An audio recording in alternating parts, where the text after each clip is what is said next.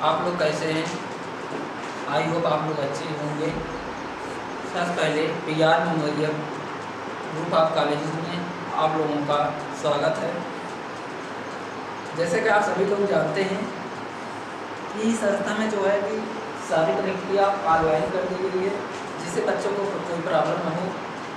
और corona virus की वजह से अगर कोई प्रॉब्लम होती है तो स्टूडेंट अपना जो है इस ऑनलाइन क्लासेस में आप इसमें देख सकते हैं और अपना अच्छे से अच्छे रिवीजन कर सकते हैं। ओके गाइज, तो जैसे कि आपको नेक्स्ट टॉपिक में हम पढ़ाए थे प्रोडक्टिविटी। प्रोडक्टिविटी किससे संबंधित है गाइज? देखिए, प्रोडक्टिविटी यह होता है यानी कि उत्पादकता। यह क्या होता है? यह न्यूनतम लेज अथवा अधिकतम देना और नैतिक स्तर पर सुधार, यही प्रोडक्टिविटी की उत्तम डिफिनीशन होती है। यानी कि न्यूनतम लेन और अधिकतम देना और नैतिक स्तर पर सुधार, यही क्या है? यही प्रोडक्टिविटी है। ओके स्टूडेंट, अब चलते हैं कि कल हमने जो है आप लोग फार्मूला बताए थे प्रोडक्टिविटी के बारे में। जैसे आप लोग अगर नहीं समझ में आया होगा तो एक बार दोबारा देख सकते हैं। E= होता है E मतलब productivity, E= output upon input, output upon input.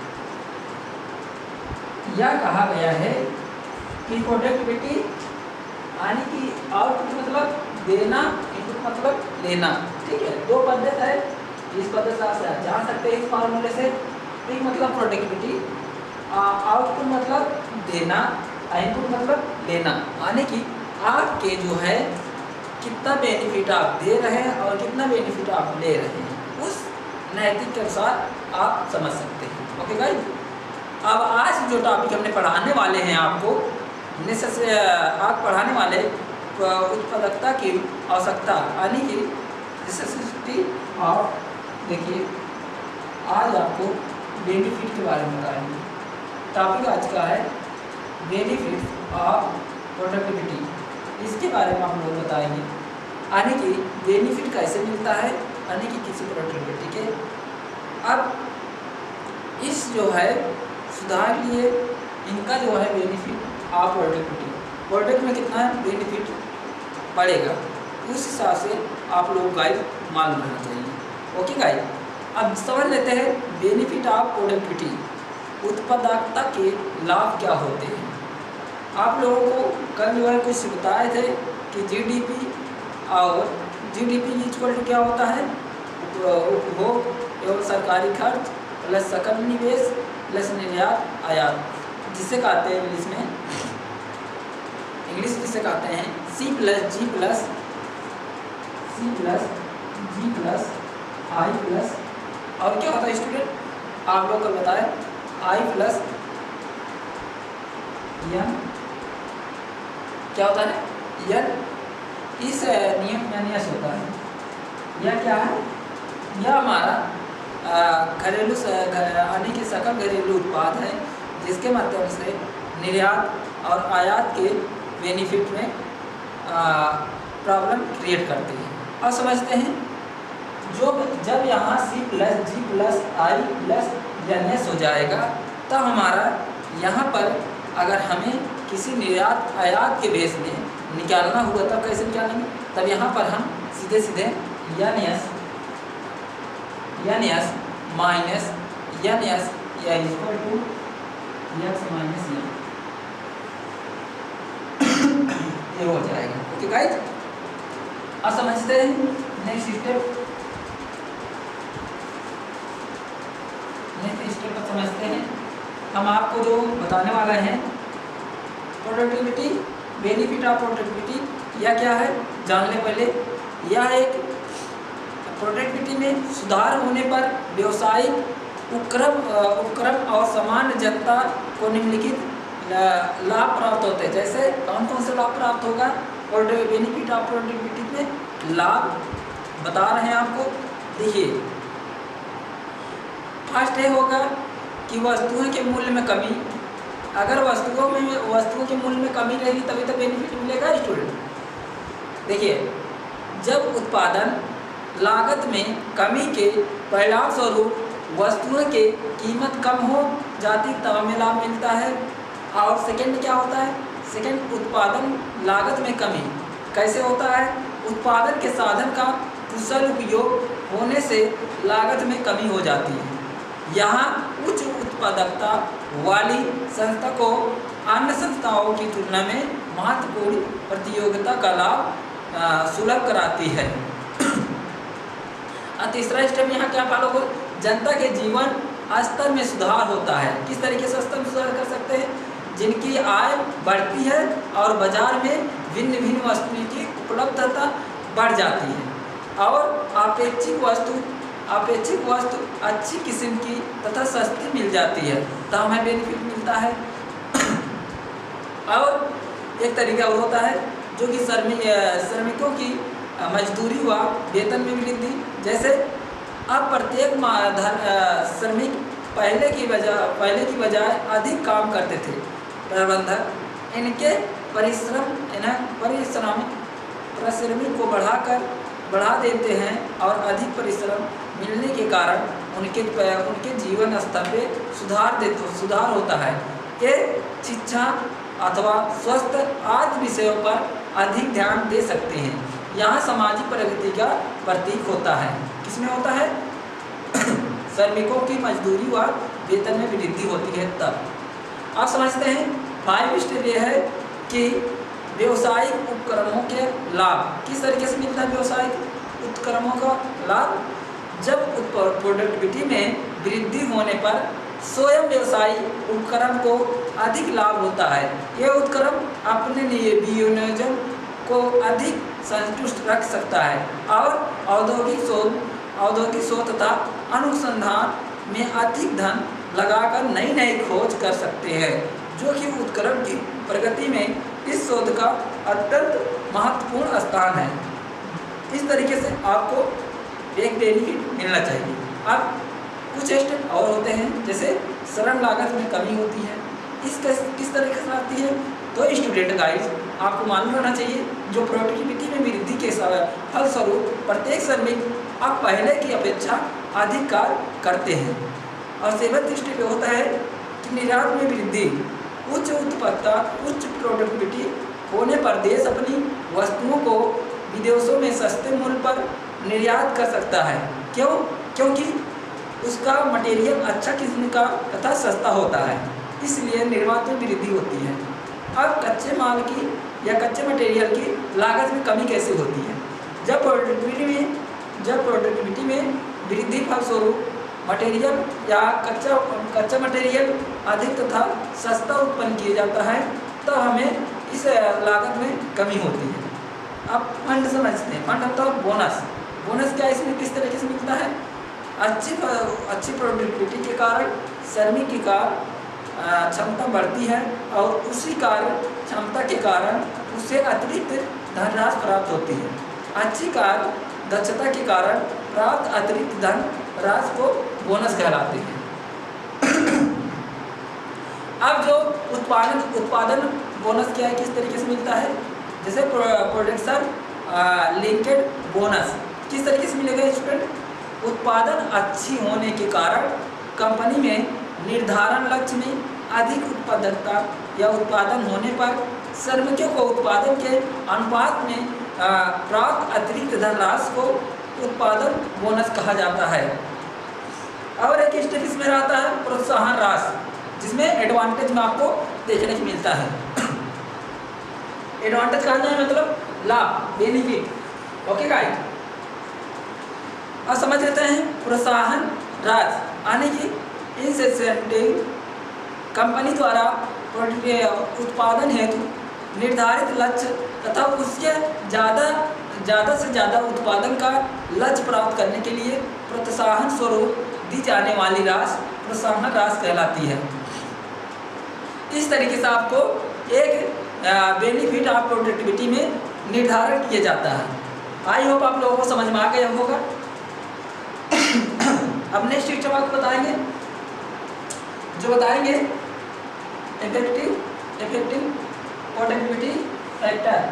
ये किस तरीके से फैक्टर पाया जाता है? तो आप लोग मालूम होगा कि उत्पादन को प्रभावित करने वाले घटक होते हैं। क्या होते हैं? घटक। उत्पादन को प्रभावित करने वाले घटक होते हैं अफेक्टिव प्रोडक्टिविटी फैक्टर, जिसे कहते हैं क्या? Affective productivity factor. यानी कि उत्पादन में होने वाली वृद्धि अथवा कमी निरपेक्ष रूप में किसी एक घटक का परिणाम नहीं, बल्कि अनेक घटकों को मिश्रित प्रभाव का परिफल होता है। यही कारण है कि जो प्रोडक्टिविटी को प्रभावित करने वाले घटकों का व्यक्तिगत मूल्यांकन नहीं किया जा सकता है। क्यों? क्योंकि जब औद्योगिक क्षेत्रों में यह प्रोडक्टिविटी पर प्रभाव डालने वाले प्रमुख घटक निम्न प्रकार से होते हैं। कौन से प्रकार, किस प्रकार होते हैं? निम्न प्रकार। समझ लेते हैं। जो फर्स्ट स्टेप है हमारा, देखिए टेक्नोलॉजी स्किल। टेक्नोलॉजी स्किल क्या होता है स्टूडेंट? टेक्नोलॉजी वो होता है यानी कि किसी भी उद्योग में टेक्नोलॉजी यानी कि तकनीकी कौशल अनेक तत्वों को प्रभावित होता है कि जैसे मानकीकरण या मशीनीकरण का आस्था, तकनीकी जानकारी तथा कच्चा मटेरियल, कार्य करने वाली विधियों, कारखाने का लेआउट आदि। यह किस में आती है? यह टेक्नोलॉजिकल स्किल में आती है। किस में आती है स्टूडेंट? टेक्नोलॉजिकल स्किल में आती है। तो सर्वप्रथम आपको ये मालूम करना चाहिए कि औद्योगिक प्रोडक्टिविटी अपने आधुनिकतम उत्पादन विषयों में स्रोतों में प्राप्त करती है, जिनसे अभाव में अन्य साधन कितने ही विकसित क्यों न हो जाए, जो आर्थिक प्रगति करना चाहता है वह असंभव बना रहता है। क्या रहता है? असंभव बना रहता है। क्यों? क्योंकि टेक्नोलॉजिकल स्किल में उद्योगों को कौशल में तत्वों को प्रभावित करता है। इसलिए मशीनरी स्तर पर और तकनीकी जानकारी और कच्चे मटेरियल का और कार्य करने की विधियों का, कारखाने के लेआउट, इन सभी साधनों को परिचित रूप में समझना आवश्यक होता है। इसलिए स्टूडेंट आपको जो इस टेक्नोलॉजी स्किल में पाया जाता है। ठीक। अब नेक्स्ट समझ है कार्य में सहयोग यानी कि वर्किंग एड। नेक्स्ट हमारा क्या है स्टूडेंट? फर्स्ट हमारा टेक्नोलॉजी स्किल, सेकंड है वर्किंग एड्स। ये वर्किंग एड्स क्या होता है? वर्किंग एड्स होता है कि सरकार की मौद्रिक एवं प्रशुल्क कारोबार, जिसमें प्रशासन संबंधित नीतियों को संयोजन का औद्योगिक उत्पादन का पर बहुत प्रभाव पड़ता है, जो कि सरकार द्वारा यह संरक्षण दिया जाता है। किसके द्वारा? स्टूडेंट, सरकार द्वारा दिया जाता है। तो आप लोग बताइए कि जो या यानी कि वर्किंग एड्स होता है कि सरकार द्वारा दिया जाता है, जिसे सरकार की नीति द्वारा करों में छूट देकर प्रोडक्टिविटी में प्रोत्साहन करती है, जिसके उपरांत अतिरिक्त श्रमिकों एवं नियोजन के परस्पर संबंध, पूंजी की उपलब्धता और तकनीकी विकास और अनुसंधान, जिससे सर्वेक्षण जैसे पहलू सरकारी या नीतियों के द्वारा नियंत्रित होता है, वह हमारा किस में रहता है? वर्किंग एड्स में रहता है। ओके गाइस, अब नेक्स्ट समझ लेते हैं पर्यावरणीय घटक। पर्यावरणीय घटक क्या होता है? Environmental factor. क्या कहते हैं गाइस? इन्वायरमेंटल घटक, इन्वायरमेंटल फैक्टर। इन्वायरमेंटल फैक्टर क्या होता है स्टूडेंट? यह एक पर्यावरणीय घटक होता है जिससे भौतिक या भौगोलिक तथा जलवायु संबंधित परिस्थिति दशाओं में प्रकृति के साधन या प्रचुरता के उत्पादन के लिए प्रभावित करता है। तो बताइए गाइस, अगर कहा जाए कि प्रोडक्टिविटी में, अगर आपसे कहा जाए कि जो प्रोडक्टिविटी होती है यह इन्वायरमेंटल के साथ किस तरीके से बिहेव करता है, तब आप लोगों को मालूम रहना चाहिए कि जो है इस बातों में उनका उचित नियोजन किया जाता है। क्या किया जाता है? नियोजन किया जाता है। जिस प्रकार जलवायु की प्रोडक्टिविटी में प्रभावित करता है, जिससे साधारण गर्म जलवायु में श्रमिकों की उत्पादकता कम और शीत जलवायु में अधिक होती है।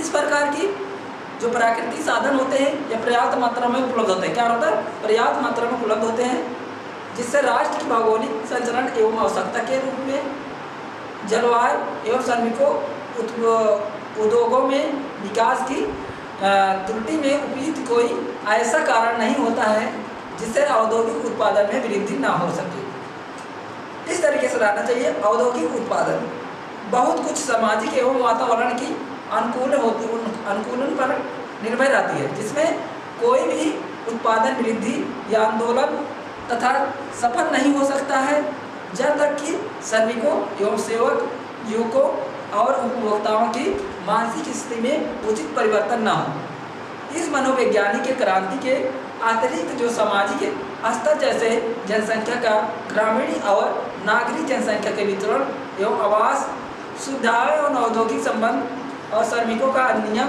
श्रमिकों की समस्या आदि के प्रोडक्टिविटी पर प्रभाव पड़ता है। इस तरीके से आपको स्टूडेंट इन्वायरमेंटल फैक्टर में पाया जाता है। अब नेक्स्ट आपका है जो कि है मैनेजरियल फैक्टर।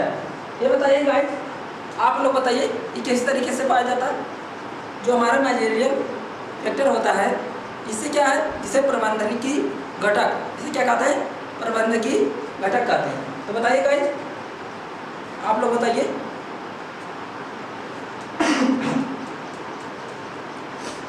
बताइए किस तरह का होता है?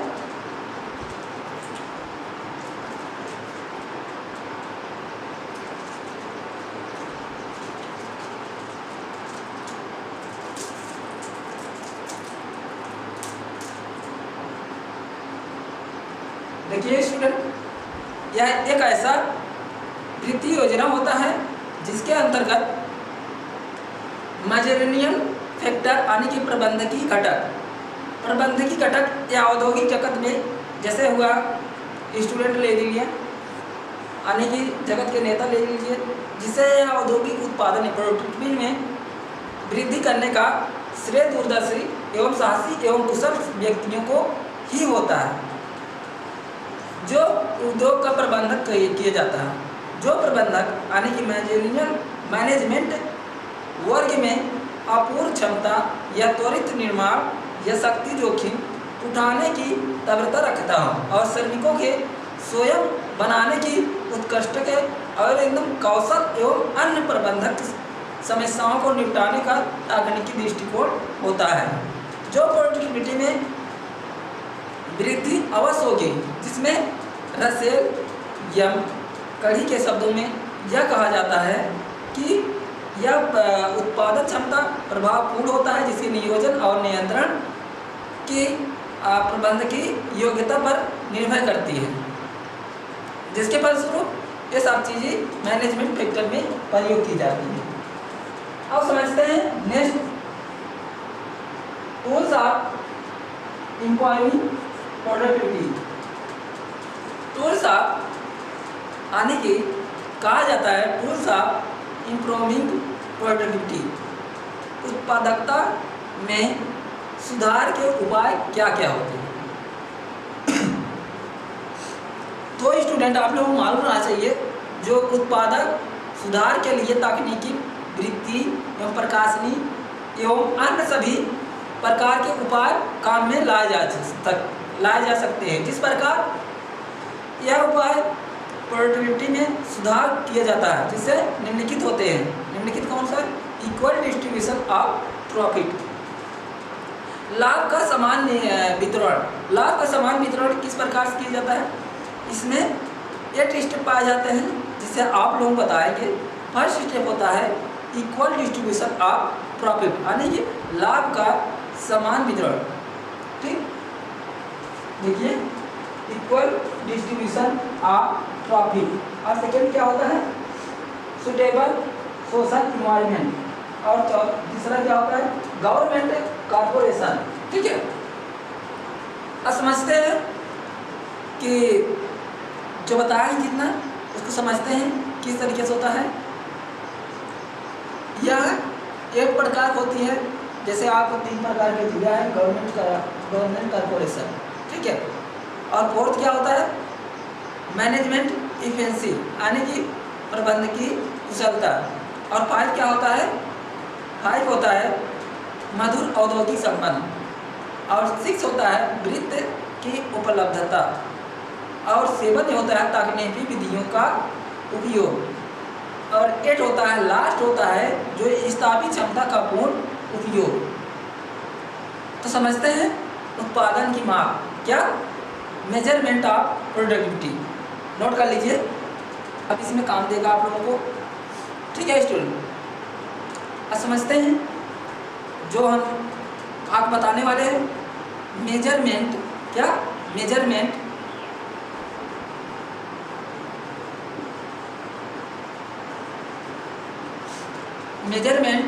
Of productivity. क्या है स्टूडेंट? Measurement of productivity.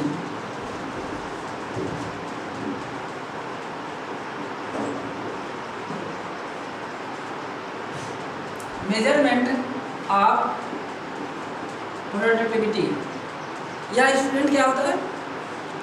यह इस माध्यम से औद्योगिक क्षेत्र में उत्पादन का प्रातः एवं प्रायः उत्पादन इकाई के उत्पादन के समस्या या समस्त साधनों अथवा पृथक रूप से अलग अलग साधनों के कुल उत्पादन में अनुपात होता है, जैसे कि कुल नियोजन, पूंजी की प्रोडक्टिविटी, श्रम की प्रोडक्टिविटी और मशीन की प्रोडक्टिविटी और कच्चे माल या कच्चे मटेरियल की प्रोडक्टिविटी आदि जो होते हैं, यह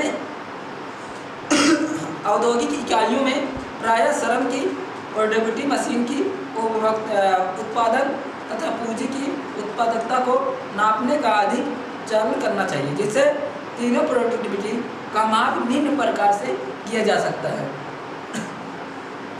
निम्न प्रकार से किस तरीके से किया जाता है स्टूडेंट? देखिए, श्रम प्रोडक्टिविटी क्या? श्रम की प्रोडक्टिविटी आप बताइए क्या होता है?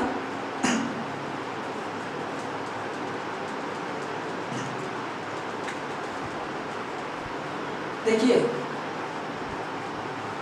श्रम की प्रोडक्टिविटी नोट कर लीजिए फर्स्ट।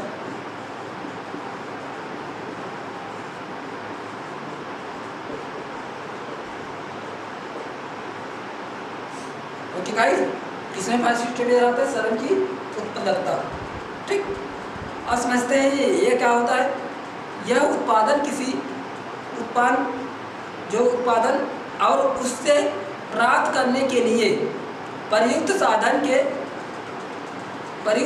पारस्परिक संबंध को दर्शाता है, जो इस फार्मूले के ऊपर डिपेंड करता है। किस एक सूत्र के रूप में निर्धारण किया जा सकता है। नोट कर लीजिए फार्मूला। फार्मूला होता है श्रम उत्पादन एवं शुद्ध उत्पादन अपान श्रमिकों की संख्या। नोट कर लीजिए, लोअर प्रोडक्टिविटी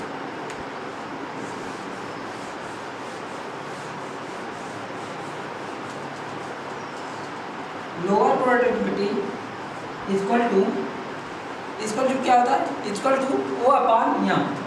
ओ अपान एम। ओ क्या है आपका? ओ है आउटपुट। क्या है? शुद्ध उत्पाद।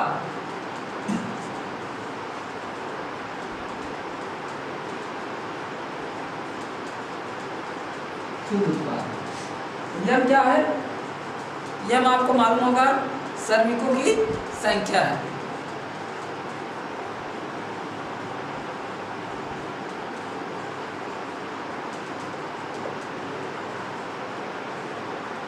ओके गाइस, इस तरीके से आप फार्मूला बना सकते। अगर पूछ लिया आपसे श्रम की उत्पादन का फार्मूला क्या होता है, यानी कि यह पूछ लिया मेजरमेंट ऑफ प्रोडक्टिविटी के फार्मूला क्या होता है, तो आप लोग मालूम रहना चाहिए lower productivity equal to O upon M. O का मतलब शुद्ध उत्पादन और यम मतलब होता है श्रमिकों की संख्या। ठीक, ये हमारा क्या फार्मूला बन गया। अब आप लोग गाइस बताइए, अब आपको यहीं तक पढ़ाएंगे और उसके बाद नेक्स्ट आपको बताएंगे इसमें थोड़ा कुछ डिटेल आप लोगों को बता दिया जाता है। इस प्रकार के सामान्यतः दो अवधियों की या दो फार्मों या दो उद्योगों की श्रम उत्पादन की जांच करके इनका तुल्यांक अध्ययन किया जाता है। जो उदाहरण में कहा जाता है कि यदि x अवधि में 60 श्रम, यदि x में श्रमिक 60 दिन क्या कर रहे हैं, 60 दिनों द्वारा 600 इकाई उत्पादन की जाती है। क्या 600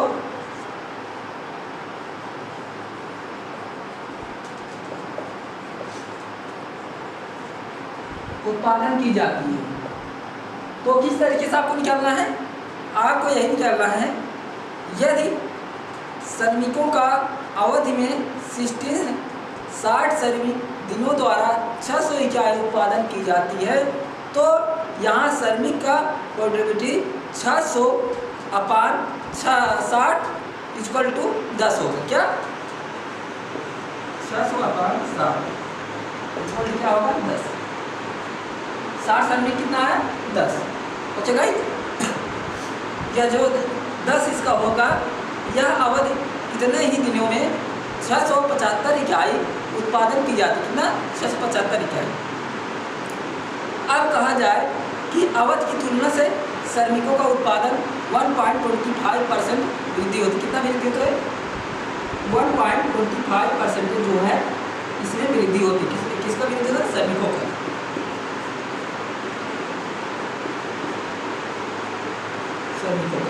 ठीक है, इस तरीके से आपको जानना आवश्यक है, जो कि यह पूरा मटेरियल का संबंधित बता दिए हैं आपको प्रोडक्टिविटी के बारे में। अब नेक्स्ट बताएंगे आपको दूसरा पॉइंट। ठीक, लेकिन आज के लिए यहीं तक आज का लेक्चर समाप्त होता है गाइस। अब नेक्स्ट बताएंगे आपको मंडे से। तो गाइस स्टूडेंट जो चीज़ बताया जाए उससे नोट डाउन करते रहिए और उसको लिखिए और उसको रिवीजन कीजिए, जिससे आपके एग्ज़ाम कोई प्रॉब्लम नहीं हो।